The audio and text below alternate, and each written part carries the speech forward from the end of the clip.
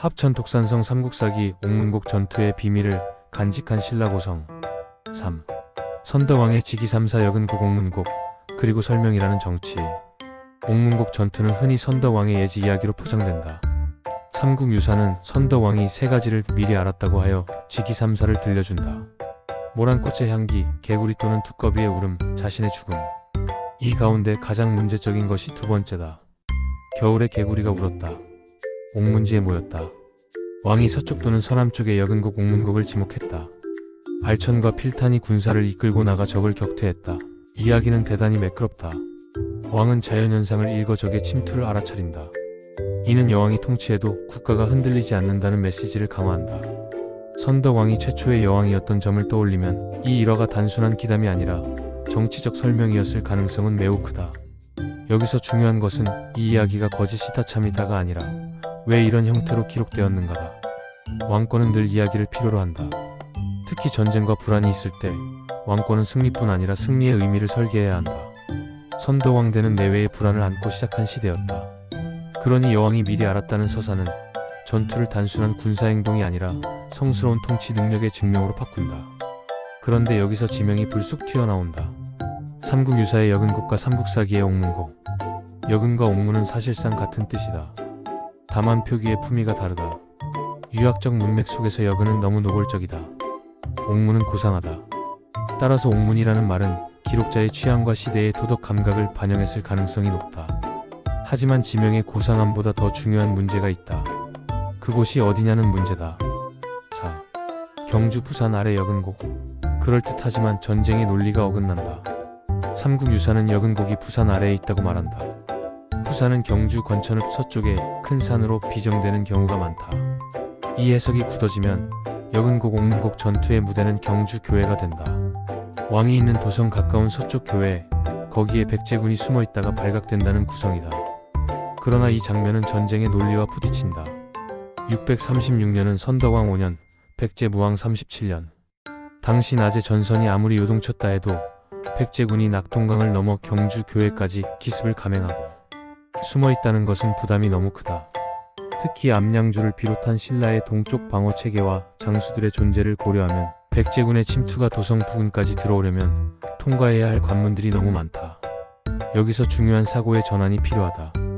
옥문곡 전투는 도성 방어의 사건이 아니라 국경 변경의 사건일 가능성이 높다. 삼국사기가 옥문곡을 서남쪽 변경이라고 표현하는 것은 결정적인 단서다. 경주 교회가 아니라 변경. 변경이라면 이야기는 완전히 달라진다. 변경에서는 500명의 기습이 충분히 가능하다. 변경에서는 성 하나의 함락이 전선 전체를 흔들 수 있다.